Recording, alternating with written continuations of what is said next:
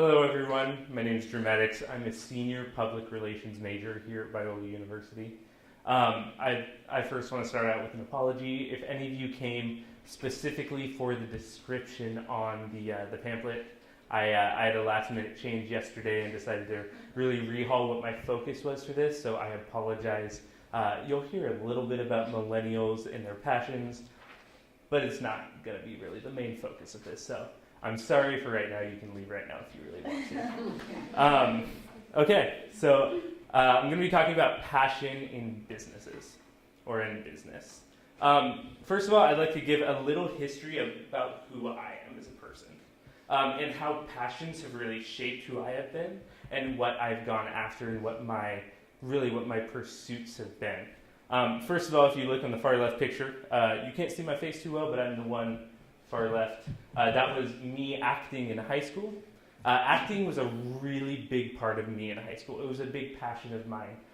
During that semester, I was also directing a show for the drama class, as well as acting in the main stage show that we called, and that was in the evening. So I would actually get to school. We started school at about 8 o'clock. I would get there around 7:20, 7:15 to start practicing either my lines for this or to start getting ready for the one act, the thing that I was directing. And then I would usually be at school until around 11 or 12 o'clock p.m. And then I'd start the next day again, and about the same thing. So really, this is something that I was passionate about. This was something that took up a lot of my life. You'll see in the middle picture, I'm the one on the right. Yes, those glasses are fake. And that was my band that I played in. That was Dose of Redemption. We did some cover songs. One of our most famous was Domino by Jessie J. Great song. Of course, all guys singing that. Really wonderful. And then we did anywhere from rock to metal, anywhere in between. And it was something that I was passionate about, and something that I put my effort into, something that took up my time. Obviously, time equals money, so that means time is important in this world. Money is important to us, and really time is too. And then you'll see on the right, this was just taken this last February. This is the National Coffee Championships. This is hosted in Long Beach. My fiance got tickets for Valentine's Day, so that was a really cool thing. But it was honestly 4 days of people who had put their life, put their time, put their passion into coffee, into making a drink. And that's actually going to be a lot of what I talk about today. People who put passion into things. And it's not just things that are, like a play that you do and then you kind of leave at it. And, it was a fun experience. But rather something that people put their vocation into. People that really strive after making a high-quality product, which is what they're doing at the national championships. They're wanting to make the best coffee drink possible. And this is something that is very important to business now, to big businesses. If you guys know who Richard Branson is, Sir Richard Branson, he is the owner of the Virgin brand. He has a few companies under his belt, to say it lightly, but he had this quote talking about passion.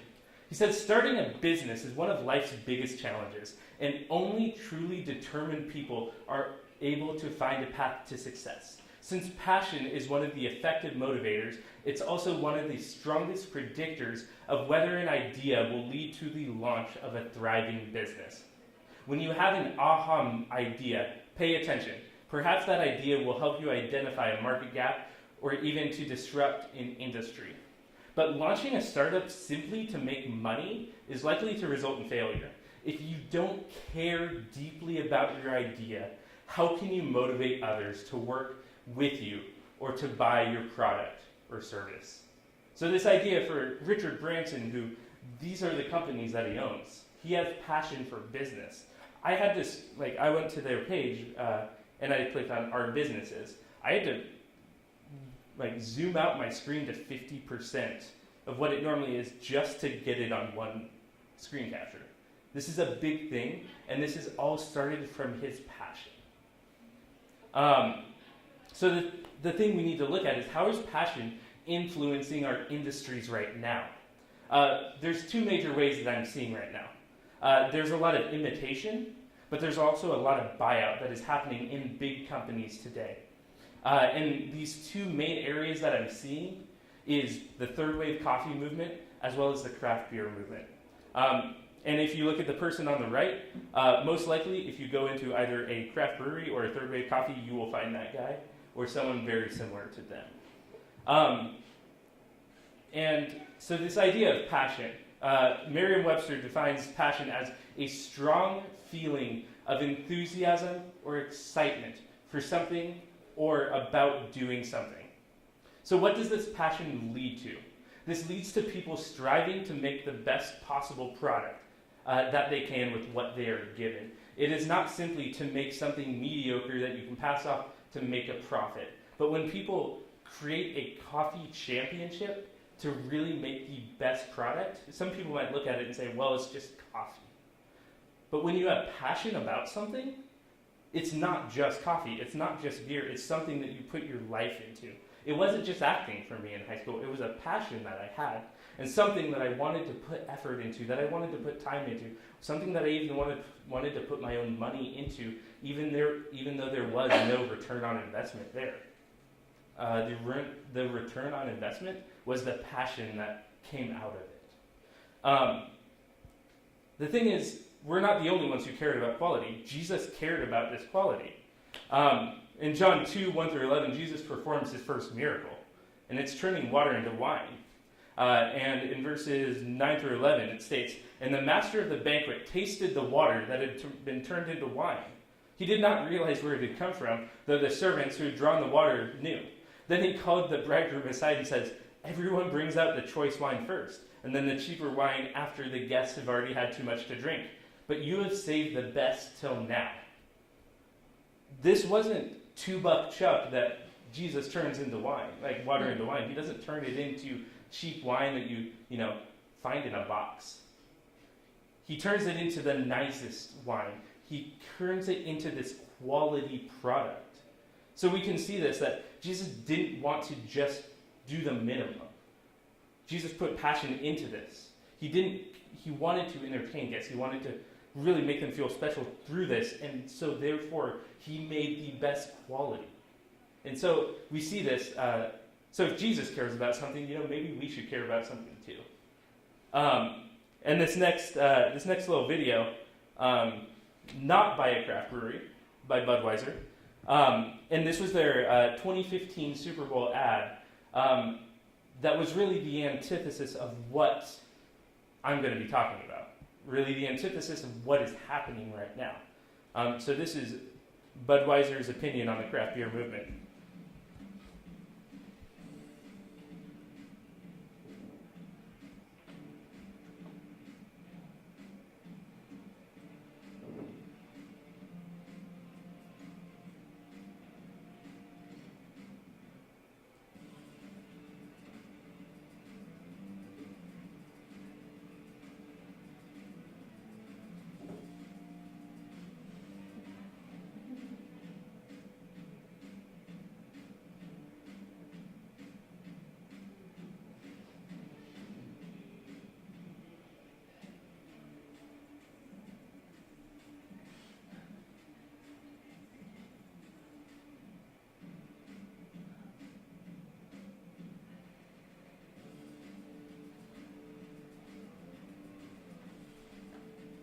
So obviously what Budweiser is putting forth in this is not a product to be fussed over.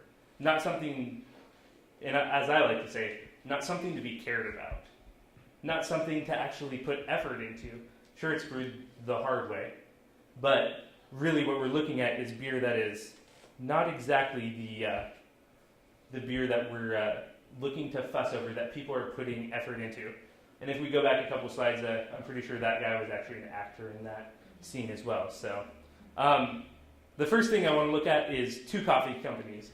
If you remember, we talked about buyout and we talked about imitation. Intelligentsia Coffee Company is a coffee company located in Chicago, Illinois. They have locations out here, Pasadena. They have one in Venice. So it is starting to become a nationwide chain, but rather it's one that really cares about quality. You'll go there, you can find a pour-over, you'll find really good coffee there. This one on the right, Stumptown Coffee Roasters, they're out of Portland, Oregon. Sure, they're a chain, but they only have approximately 10 to 11 stores across the United States. So really, when you think in chain terms, it's pretty small.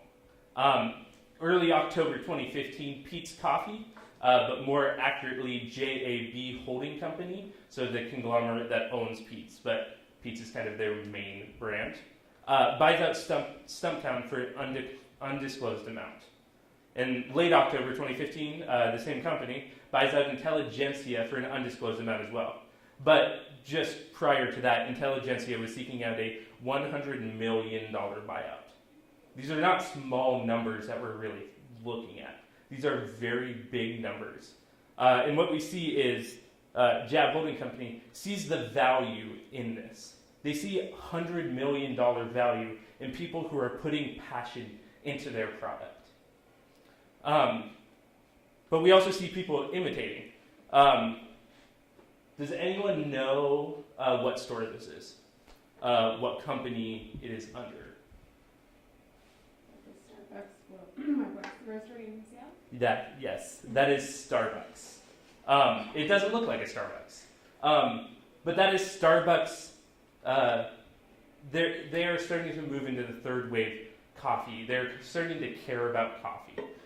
In that store, they're selling coffee beans 8 ounces for $15 or $30 a pound, which is on the higher end. But it's good coffee. It's not coffee that they don't care about, but it's rather fresh roasted. It's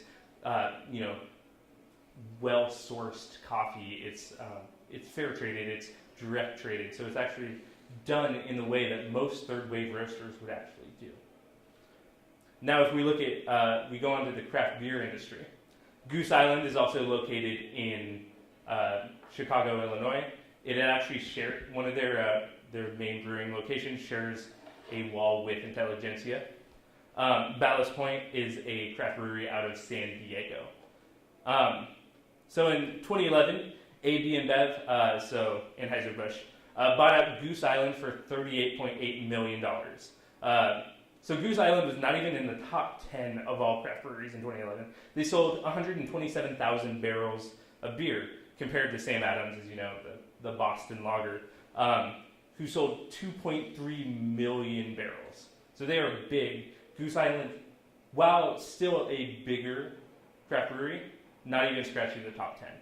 And yet, AB InBev, Budweiser, the one who called out craft beer and craft breweries, bought them out for $38.8 million.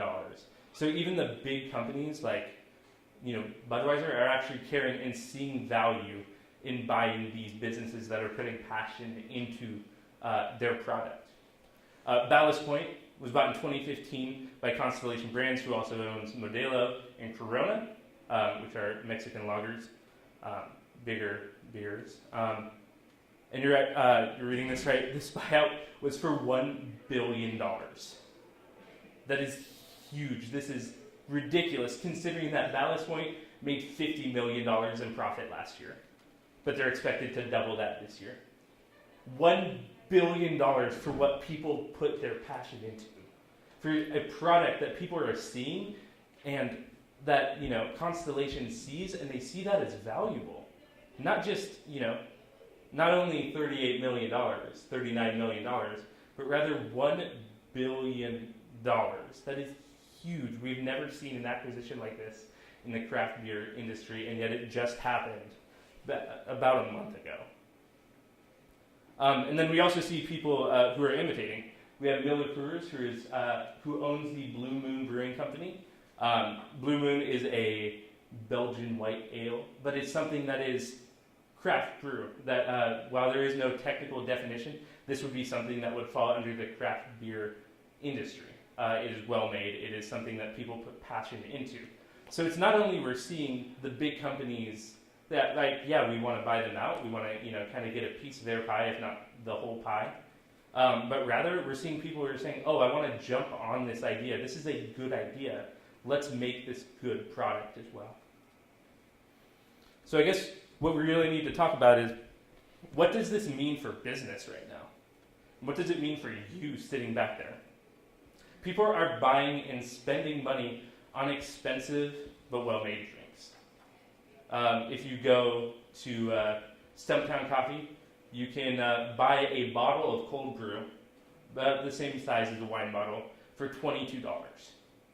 It's their Grand Cru. It's a geisha coffee that is highly sought after.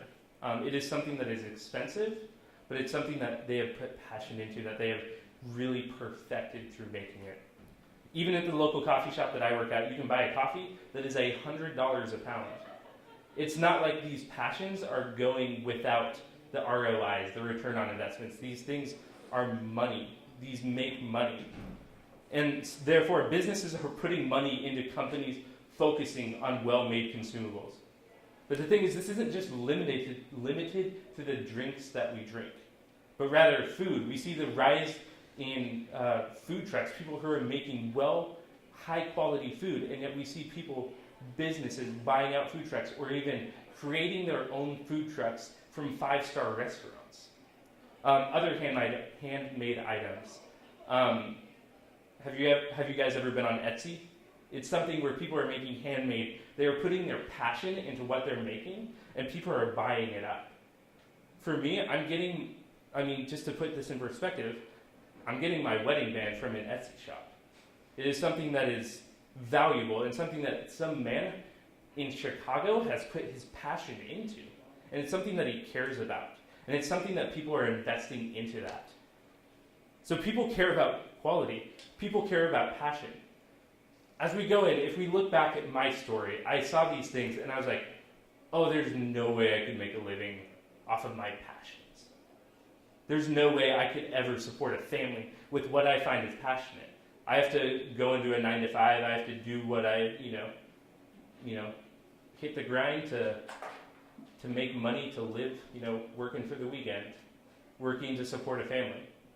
But what we've seen in this, not even just small numbers, not just $30,000, $40,000, relative small numbers, we see this up to $1 billion being put into people's passions, into people's brands. So as you go out, don't have this fear of thinking, my passion doesn't mean anything to anyone else. If you are putting your passion into things, and if you are making a well-made product, people care about these things. We might see that people might make fun of, people who fuss about beer. But in that same thing, we see people, that same business, putting $40 million into a company.